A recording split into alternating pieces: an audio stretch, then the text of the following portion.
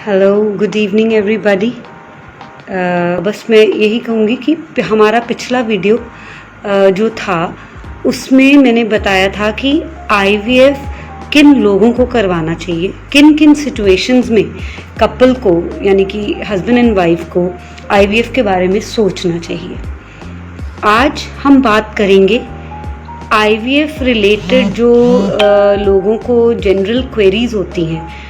मान लो कुछ कपल्स हैं जिन्होंने आईवीएफ के बारे में सुन रखा है, जिनको किसी ना किसी स्टेज पर किसी ना किसी डॉक्टर ने आईवीएफ की एडवाइस दी है, या फिर मेरी पिछली वीडियो को सुन के आपको लगा है कि yes we are candidates of IVF. तो ऐसा सोचकर आप लोगों के मन में जो भी सवाल आए होंगे, आज का वीडियो उन सवालों पर बेस्ड है। सबसे पहला जो एक मिथ है या एक जो नोशन है लोगों के मन में कि आईवीएफ इज समथिंग आर्टिफिशियल। सो सबसे पहले मैं ये क्लियर करना चाहूंगी कि आईवीएफ में कुछ भी आर्टिफिशियल नहीं होता। आईवीएफ में कुछ भी आर्टिफिशियल नहीं होता। IVF is just a technique. It is a method in which the egg of the female and the sperm of the male is allowed to come in contact.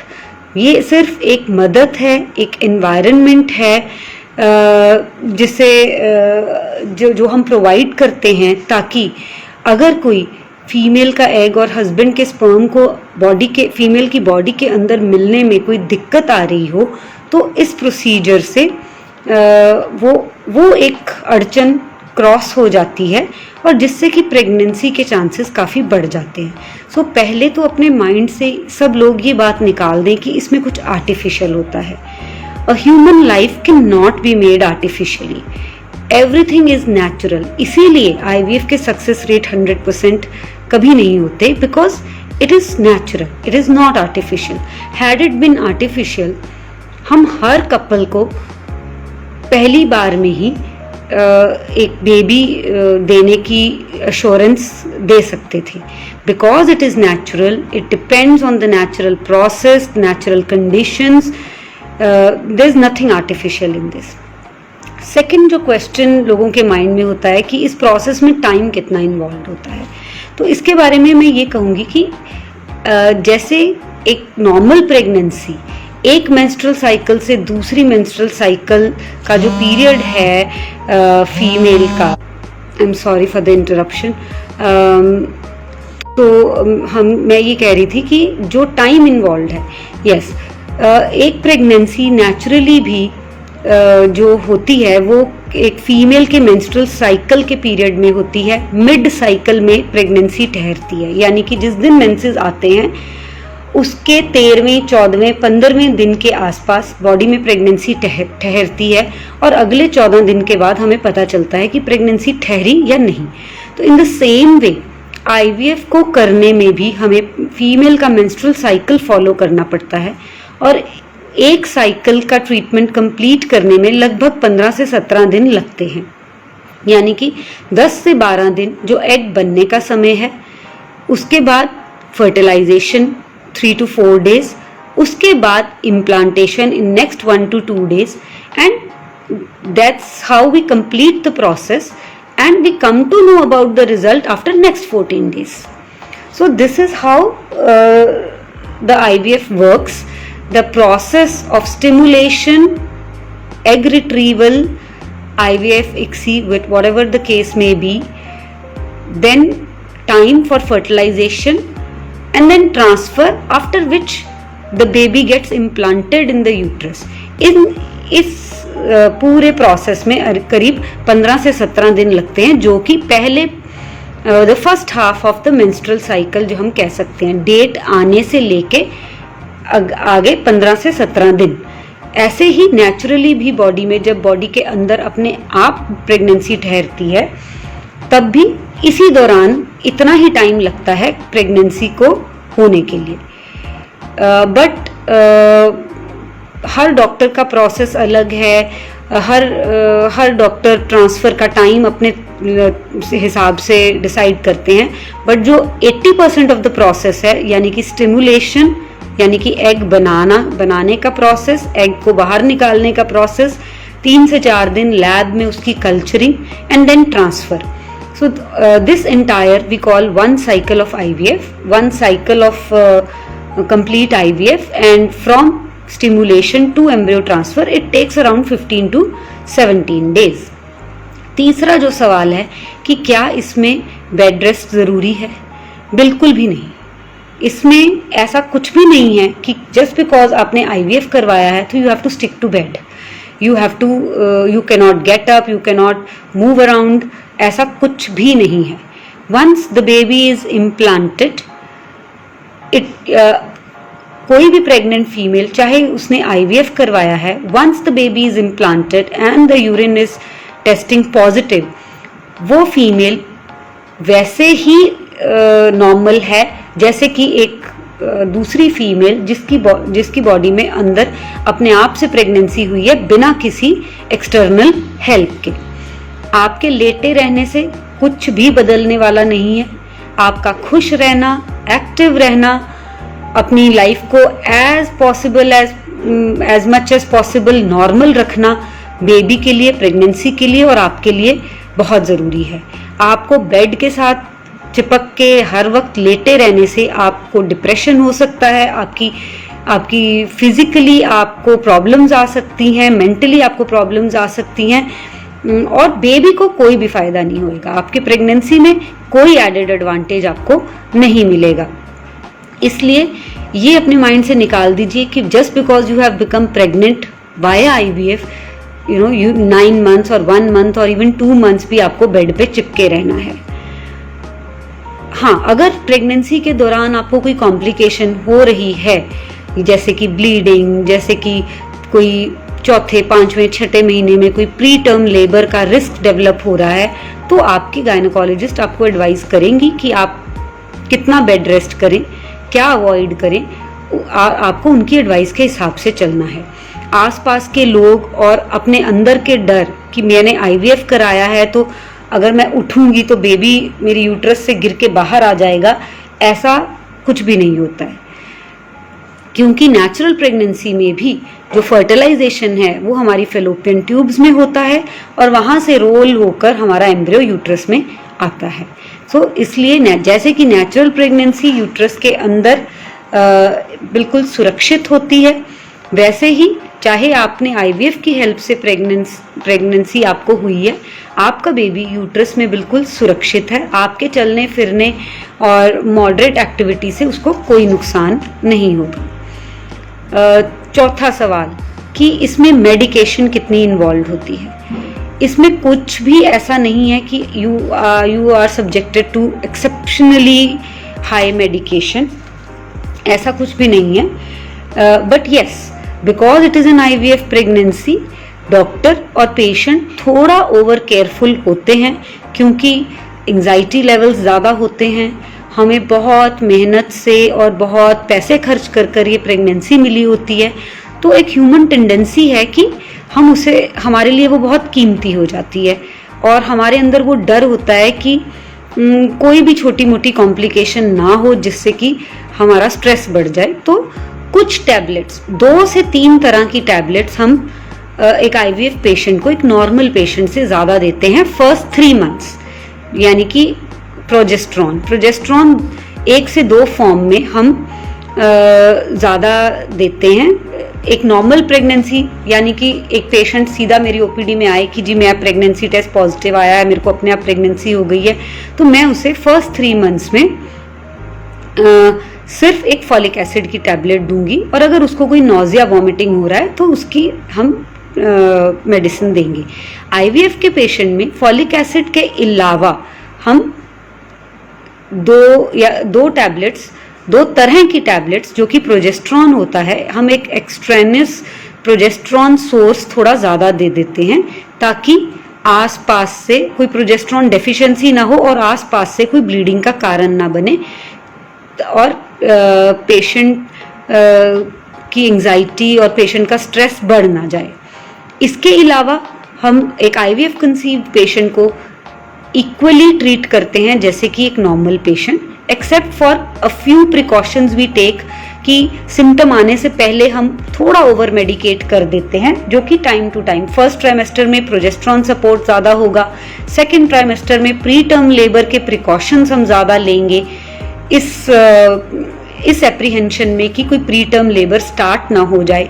हम एक normal patient से उसको 1 या 2 गोली ज़्यादा देंगे, इससे ज़्यादा ओवरऑल मेडिकेशन में कोई फर्क नहीं आता। और एक सवाल जो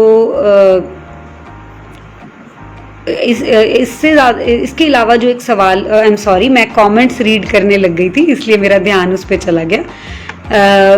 एक सवाल होता है वर्किंग विमेन का कि जो लोग जॉब्स करते हैं, कहीं काम कर रही हैं, वर्किंग विमेन हैं, उनका एक सवाल होता है कि क्या उनको छुट्टी लेनी पड़ेगी, क्या वो वापस अपनी जॉब पे नहीं जा सकती। तो ऐसा भी बिल्कुल नहीं है। यस ऑफ कोर्स, जैसे कि मैंने कहा कि आईवीएफ एक प्रेशियस प्रेगनेंसी ज़रूर होती है, नॉट बिकॉज वो आईवीएफ है, इट बिकॉज वो बहुत टाइम बाद पेशेंट ने कंसीव किया होता है, बहुत सा खर्चा हुआ होता है, इसलिए हम थोड़ा ज़्यादा केयरफुल रहते हैं। But as such IVF process आपको जॉब पे जाने के लिए कोई हिंड्रेंस नहीं है। आईवीएफ, क्योंकि आईवीएफ हुआ है इसलिए आप जॉब पे नहीं जा सकते, आप कोई काम नहीं कर सकते, ऐसा नहीं है। हम क्योंकि थोड़े प्रिकॉशनरी ज़्यादा होते हैं तो हम प्रिकॉशंस थोड़ा नॉर्मल से ज़्यादा ले लेते हैं, जस्ट बीइंग ओवर केयरफुल, इससे ज़्यादा कुछ भी नहीं है।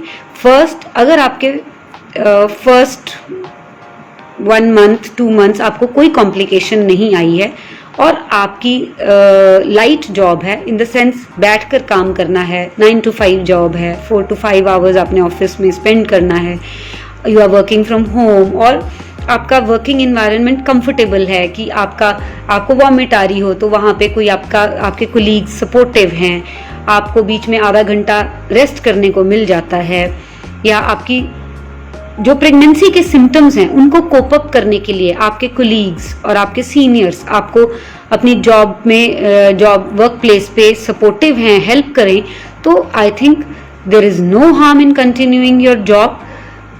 जैसे कि मैंने कहा, अपनी लाइफ को as much as possible normal रखिए। कोई भी मेडिकल इशू आता है अपने डॉक्टर को इमीडिएटली इन्फॉर्म कीजिए, वो आपको जो भी रिक्वायर्ड होगा गाइड करेंगे, और इन केस उन्हें लगेगा तो बीच में 2 या 3 दिन की छुट्टी लेके अगर आपको कोई रेस्ट या कोई मॉनिटरिंग या कुछ भी रिक्वायर्ड होगा तो उनकी एडवाइस पे आप ले सकते हो। But as such job discontinue करने की कोई भी ज़रूरत नहीं होती। अब कुछ पेशेंट्स आउट स्टेशन पेशेंट्स होते हैं, यानी कि उन्होंने कहीं बाहर से आकर आईवीएफ करवाना है, तो उनका ये सवाल होता है कि हम कितनी छुट्टी लेकर आएं जिससे कि हमारा ये प्रोसेस हो जाए। उसके लिए मैं ये कहना चाहूँगी कि जो फीमेल है, जो वाइफ है, उसको खुला टाइम लेकर आना चाहिए। एटलीस्ट 3 मंथ्स की छुट्टी होगी तो आप स्ट्रेस फ्री रहेंगे, क्योंकि जैसे मैंने कहा, 1 cycle of IVF takes about 15 days, but sometimes transfer is not done right away. Transfer is delayed to the next menstrual cycle. हम एग रिट्रीवल और एम्ब्रियो फॉर्मेशन तक का काम कर लेते हैं, पर एम्ब्रियो ट्रांसफ़र हम उस मेंस्ट्रुअल साइकिल में नहीं करते। तो in that case embryo transfer और एग रिट्रीवल में करीब 6 वीक्स का गैप आ जाता है। इसलिए एक जॉब पे वापस जाना या अपनी जगह पे वापस ट्रैवल करने का जो एक स्ट्रेस है, जो एक तलवार लटकती है, वो अगर नहीं होगी तो you will be more relaxed, and that is more for the female partner. जो मेल है, जो हस्बैंड है, उन्हें इतनी लंबी छुट्टी लेके आने की जरूरत नहीं है। The male has to be present only at the time of egg retrieval. At the most the first 15 days जब हमारा स्टिमुलेशन, एग रिट्रीवल और एम्ब्रियो फॉर्मेशन का काम होता है, उस दौरान अगर हस्बैंड वाइफ के साथ रहते हैं तो it becomes very comfortable and it provides emotional support to the wife, and the process is completed. उसके बाद अगर एम्ब्रियो ट्रांसफर हमारा डिले भी हो जाता है तो the female can stay back alone and the husband can go back if he needs to continue his job और he there is an emergency और he can not be on such a long leave. और एक जो सवाल होता है कि क्या इस प्रोसेस में हॉस्पिटल में एडमिट रहने की ज़रूरत है? नहीं, इस प्रोसेस में हॉस्पिटल में एडमिट रहने की कभी ज़रूरत नहीं पड़ती। It is N OPD procedure. You come, get your ultrasound done, get your shot of gonadotropin injection and go back home.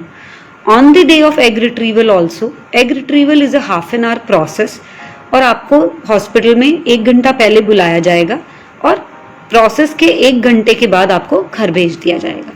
जो एम्ब्रियो ट्रांसफ़र है वो भी हार्डली 10 मिनट्स का काम होता है। आपको 1 घंटा पहले बुलाया जाएगा और ट्रांसफ़र के बाद 1 घंटा रेस्ट देके आपको घर भेज दिया जाएगा। So there is no need of getting admitted in the hospital. Yes, हम ये ज़रूर कहते हैं कि आप जब आपका ये IVF प्रोसेस चल रहा है आप अपनी दूसरी एंगेजमेंट्स ना रखें, सोशल एंगेजमेंट्स कम कर दें कि मुझे आज शादी अटेंड करनी है, मुझे आज यहाँ जाना है, मुझे आज वहाँ जाना है। उन सब चीज़ों से फ्री होकर आप 15 से 17 दिन अपने आप को इसको डिवोट करें। बट घर में कैद होने की, बेड पे लेटे रहने की और एक नॉर्मल लाइफ को छोड़ने की ज़रूरत बिल्कुल नहीं होती। लास्ट और सबसे इम्पॉर्टेंट सवाल कि इसमें कितनी कॉस्ट इन्वॉल्व है। तो एक IVF साइकिल लगभग 1.5 to 2 लाख के बीच में कॉस्ट करता है। This cost includes the cost of the injections which we give to the female to make eggs, the procedure of egg retrieval, the procedure of IVF ICSI done in the lab charges, the embryologist charges, the anesthetist charges. Then once the embryos are formed, the transfer is done, the transfer cost. हमारे centre में हम जो protocol follow करते हैं उसमें इन processes के अलावा भी कुछ प्रोसेसेस हम फॉलो करते हैं जिनकी कॉस्ट इसी कॉस्ट में इंक्लूडेड है। अब आपने ऑब्वियस है कि हर पेशेंट बहुत से IVF सेंटर्स में जाकर कॉस्ट पता करता है because we understand that it is not a small amount and the patient wants to know exactly how much is the financial burden on him or her. So the major financial burden for one IVF cycle cannot cross 2 lakh rupees, cannot cross. अगर वो cross हो रहा है तो आप ये मान के चलें आपको नाजायज दवाइयाँ दी जा रही हैं, नाजायज टेस्ट किए जा रहे हैं और जहां से भी आप करवा रहे हैं वो आपको ओवरचार्ज कर रहे हैं। But a good quality IVF जहां पे कोई कॉम्प्रोमाइज नहीं हो रहा वो आज की डेट में 1.5 लाख से कम में करना भी पॉसिबल नहीं है। सो अगर कोई IVF सेंटर आपको कमिट करता है कि वो 1 लाख में कर रहे हैं, वो 80,000 में कर रहे हैं, तो I would say that they are compromising something, they are compromising on something which will in turn affect your result. So हमारे IVF सेंटर में the cost varies from 1.5 to 2। ये वेरिएशन इसलिए है क्योंकि जैसे मैंने कहा इट डिपेंड्स कि हमने क्या क्या करना है IVF के दौरान। Minimum it will be 1.5, maximum it will be 2 lakhs, but 2 lakhs में आपके एडिशनल कुछ प्रोसीजर्स इन्वॉल्व होंगे तभी वो कॉस्ट 2 lakhs तक जाएगी। So I think major concerns यही होते हैं। अब I would like to read the comments and answer your queries. Which type of food do we prefer to eat after IVF? Harleen ऐसा कुछ स्पेसिफिक नहीं है दैट कोई स्पेसिफिक डाइट चार्ट रिकमेंडेड है, but yes I personally advise that don't eat बाजार का खाना, don't eat outside cooked food, eat healthy घर का बना खाना। It should be a wholesome diet which includes fruits, vegetables, chapati, चावल, जो भी हमारा इंडियन खाना है उसका एक गुड मिक्स, एक बैलेंस्ड डाइट होनी चाहिए। दही, दाल, सब्जी, अगर कोई नॉनवेज खाता है तो egg, chicken, fish, fruits, lots of salad, dry fruit, everything should be included in your diet in small amounts, and it should be a balanced diet. How long is the IVF process? I have explained, Samaira, that it takes around 15 to 17 days to finish one cycle, but as I said, if the transfer is done at a later date, then the transfer part is postponed. Why is it necessary to have so many eggs? No, it is not necessary to have so many eggs after IVF treatment. जो भी आपकी diet है, अगर आप vegetarian हैं तो इसका मतलब ये, और आपने IVF कराया है तो इसका मतलब ये नहीं है कि आपको एग खाना ज़रूरी है. There are so many other vegetarian sources of protein which you can take. What are the potential side effects of undergoing IVF? As such, there is no side effect of undergoing an IVF except for the mental side effect, the stress, और वो depend करता है आपके IVF consultant, आपके fertility specialist doctor और आप IVF centre पर, कि वो आपको कितना स्ट्रेस्ड रखते हैं, कितना डिस्ट्रेस्ड रखते हैं. एज सच IVF का कोई साइड इफेक्ट नहीं होता. दूसरा जो साइड इफेक्ट होता है कि ओवेरियन हाइपरस्टिमुलेशन. कई बार some female land up in ovarian hyperstimulation, but that is also preventable. अगर आपके जो फर्टिलिटी स्पेशलिस्ट हैं वो समझदार हैं, वो बहुत वेल ट्रेन्ड हैं, उन्हें पता है कि वो क्या दवाई दे रहे हैं और उसके क्या रिपरकशंस हैं. क्योंकि आजकल कोई भी IVF सेंटर खोल लेता है, क्योंकि जो कंपनीज हैं जो इक्विपमेंट बेचती हैं वो हर डॉक्टर को अप्रोच करती हैं. उन्हें कहती हैं कि हमें सिर्फ 2 कमरे चाहिए, आप 2 कमरे रेडी कीजिए, हम आपको इक्विपमेंट प्रोवाइड करेंगे और आप IVF स्टार्ट कर लीजिए. और कोई भी डॉक्टर, चाहे वो सर्जन है, डिप्लोमा गायनोकोलॉजिस्ट हैं, फिजिशियंस हैं, या कई बार तो डॉक्टर हैं भी नहीं, वो लोग भी IVF सेंटर्स खोल कर बैठे हैं. और ऐसे टीम्स मिल जाती हैं who come, do the egg retrieval, do the embryo transfer and go and take their money and they go. So जो IVF स्पेशलिस्ट, जो डॉक्टर आपको फर्स्ट डे कंसल्ट करती है, जिसको आपकी सारी हिस्ट्री पता है, उसका एक्सपीरियंस कितना है, उसकी समझ कितनी है इन सब चीज़ों को लेकर, IVF के प्रोसेस को लेके, जो ड्रग्स इसमें इस्तेमाल होती हैं, क्या उन्हें उसका लॉजिक पता है, क्या उन्हें उनके साइड इफ़ेक्ट्स पता है, क्या उन्हें इतना एक्सपीरियंस है कि किस ड्रग का क्या साइड इफ़ेक्ट हो सकता है, क्या पेशेंट सेफ्टी उनकी प्रायोरिटी है, ये सब चीज़ों पे डिपेंड करता है. और जो लोग जिन IVF सेंटर्स में बाहर से लोग आते हैं और प्रोसेस करके चले जाते हैं, वहाँ पर पेशेंट की सेफ्टी का ध्यान रखने वाला कोई नहीं होता, क्योंकि जो IVF सेंटर रन कर रहे हैं उनको बारीकियां ही नहीं पता होती कि मेरे पेशेंट के साथ क्या हो सकता है. इसलिए whenever you choose an IVF center, choose your doctor first. Equipment her IVF centre में एक सा होगा, but the experience of the doctor, the concern of the doctor, the attitude of the doctor towards her patients, कि वो अपने patient को result देने के लिए कितना सोचते हैं, पेशेंट को कंफर्टेबल रखने के लिए कितना सोचते हैं, और उनको इस फील्ड में कितना टाइम हो गया है, और उनकी थियोरेटिकल और प्रैक्टिकल नॉलेज कितनी है, उस चीज़ पे डिपेंड करता है कि आपको कोई कॉम्प्लिकेशन होगा या नहीं होगा. Otherwise there are no side effects of IVF.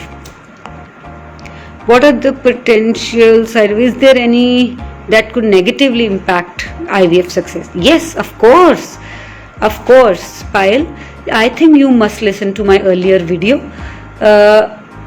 IVF की सक्सेस डिपेंड करती है एग क्वालिटी और स्पर्म क्वालिटी पे.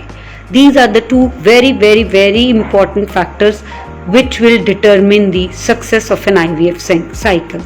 बाकी सब चीज़ें जो कि डॉक्टर पे डिपेंड करती हैं, आपके फर्टिलिटी स्पेशलिस्ट पे डिपेंड करती हैं, सिर्फ जो लोग मीठा बोलते हैं और पेशेंट को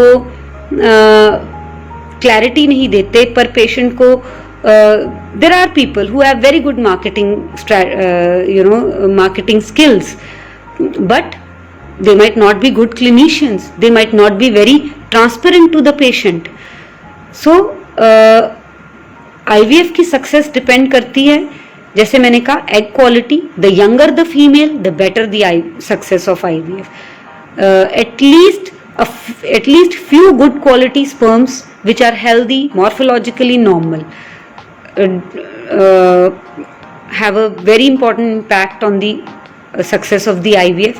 Later comes the factors of the doctor, the IVF center, how ethical the work is done in an IVF center, how transparent the doctor is with you, how much counseling has been done, have you been explained about the processes, because all these things will make the patient mentally strong and they will face the process and the consequences with confidence, and they will take the right decisions, which will in turn affect the success of the IVF. Is IVF treatment painful? No, not at all. You have to take injections for 10 days, but they are not at all painful. You have to undergo one invasive procedure, that is oocyte retrieval, जो कि vaginal route से होता है. उसमें भी ज़्यादा pen नहीं होती. हाँ, 1 से 2 दिन आपको हल्की हल्की पेन लोअर एब्डोमेन में रह सकती है, क्योंकि आपकी ओवरीज स्टिमुलेटेड होती हैं, हैवी हो जाती हैं, तो ज़्यादा एक्सर्शन पे आपको माइल्ड लोअर एब्डोमेन पेन रह सकता है 1 से 2 दिन. That's it. My wife and I are thinking about IVF. So how long will it take to get pregnant through IVF? My wife is 31 years old. Mr. Raman, I have already explained that IVF is not a process which goes on for months and months. I told you that IVF, we have to simulate the natural way of getting pregnant. IVF is only done for 1 day. When the eggs are retrieved, 3 to 5 days they are kept outside and then they are again put inside.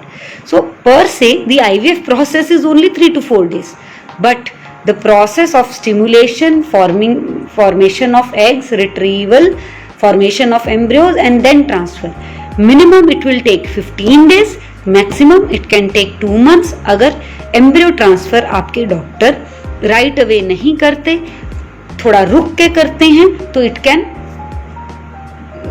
The time taken for the first transfer can be around 4 to 6 weeks. And I think I do not know what your problem is, why you are thinking about IVF, but if so, I can only say that don't take any stress. It is just a process of 15 to 17 days, जब आपको अपनी life में दूसरी engagements को थोड़ा priority कम देना है, क्योंकि डॉक्टर आपको जिस टाइम पे बुलाएंगे आपको हॉस्पिटल जाना है, जिस टाइम पे आपको जो दवाई लेनी है वो लेनी है. ऐसे में आपको ध्यान सिर्फ 15 से 17 दिन रखना है. Rest you can continue with your normal life and get started with the process. Why is it necessary to have so many eggs while undergoing IVF? Yes, Maria, it's a good question. Why we need so many eggs? जबकि natural pregnancy तो एक ही अंडे से होती है. We need so many eggs because देखिए, IVF वही लोग करवाते हैं जिन्हें प्रेगनेंसी किसी भी कारण से नहीं हो रही, या कारण भी नहीं पता चल रहा और प्रेगनेंसी नहीं हो रही. And we are taking the eggs out of the body of the female, and the expenditure of taking the egg out, formation of embryos, fertilization through IVF or ICSI, the cost remains the same, चाहे हम 1 egg निकालें चाहे हम 10 eggs निकालें. हाँ, 10 eggs बनाने के लिए जो दवाइयाँ देने पड़ेंगी वो कॉस्ट ज़रूर ऐड होती है, बट जब हम 1 egg निकालते हैं और एक एक्सटर्नल एनवायरनमेंट को उसको एक्सपोज करते हैं, कई बार वो एग उसको हैंडल नहीं कर पाता, एग डैमेज हो जाता है या एम्ब्रियो बनता ही नहीं है। तो एग रिट्रीवल और एम्ब्रियो फॉर्मेशन का जो प्रोसेस हमने ट्राई किया वो हो नहीं पाता। So what we do is, there is natural cycle IVF being done in the world. It is very common in some countries where कोई स्टिमुलेशन नहीं की जाती, नेचुरल साइकिल में जो एक एग बनता है उसे निकाला जाता है, फर्टिलाइज किया जाता है और एम्ब्रियो बना उसको डाल दिया जाता है, जिसे कि नेचुरल साइकिल IVF कहा जाता है। So it is not necessary to make so many eggs, but it becomes cost effective if we make more eggs, because we have more number of embryos, we can choose the best embryo and put the best embryo into the uterus, and so that's how the chances of conceiving increases.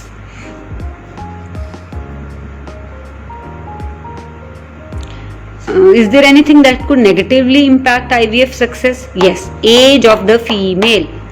Age of the female is one very important factor which has a very negative effect on the success of IVF. So again I would say that don't delay your pregnancy. अगर आप अपनी तरफ से delay नहीं कर रहे हैं और प्रेगनेंसी नहीं हो पा रही है तो please resort to IVF at a good age, and according to me good age is 35 or less.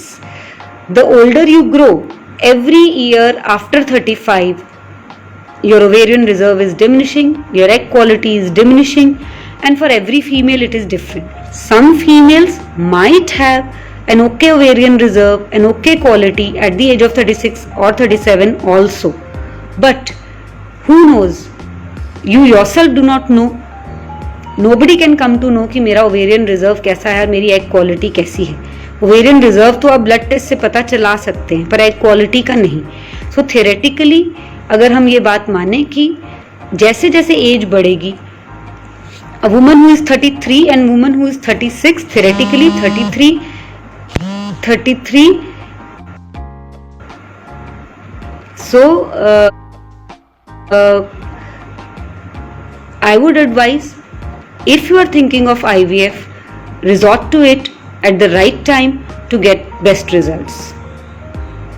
क्योंकि अगर किसी का 33-34 पे भी ओवेरियन रिजर्व कम है तो आप सोचिए 35, 36, 37 पे तो वो चांसेस और भी कम हो जाएंगे.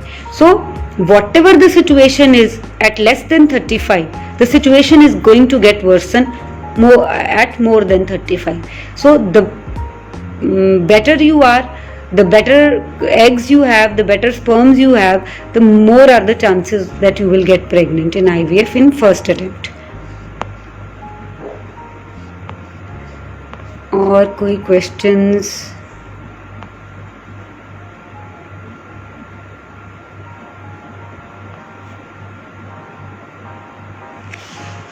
Yes. So I think जो भी questions मेरे को comment box में दिखे मैंने उनका आंसर किया. अब मेरा जो थर्ड वीडियो है इस सीरीज में वो भी IVF पर ही होगा. Next Wednesday I would speak about why choose us for IVF. सो मैं अपने IVF सेंटर, अपने एक्सपीरियंस और अपनी USPs के बारे में बात करूँगी. आई होप आप सब लोग जिन्होंने मुझे आज ज्वाइन किया वो मुझे अगली वीडियो में भी ज्वाइन करें. हमारे फेसबुक पेज का लिंक सब्सक्राइब करें, शेयर करें ताकि और बहुत से लोग मेरी इन वीडियोस को देख सकें. बहुत से लोग घर बैठे उनको ये हेल्प मिल सके कि वो ये डिसाइड कर पाएँ कि क्या वो IVF के कैंडिडेट्स हैं और उनके सारे सवाल जो उनके दिमागों में और उनके डर जो हैं वो दूर हो सकें. So please subscribe to our page and share these videos and we will notify you. In fact मैं आपको बता ही रही हूँ कि next Wednesday my live would be on why you should choose Dr. Neelu's Test Tube Baby Center for IVF. What is our USP, how we are giving the results, what is my philosophy. So stay tuned, wait for my next video on next Wednesday and spread the link of our page as much as you can so that more people can join in and take advantage. Thank you very much. Goodbye.